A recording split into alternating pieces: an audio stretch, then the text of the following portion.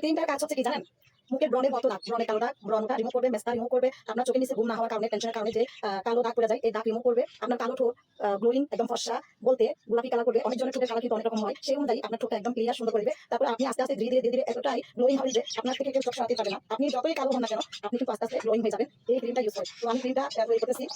তো আমরা দুইটা সাইডে এই ক্রিমটা তৈরি করতেছি। এই যে একটা 500 টাকা আর এটা 300 টাকা, ঠিক আছে? তো যারা নিতে চান অবশ্যই যোগাযোগ করবেন।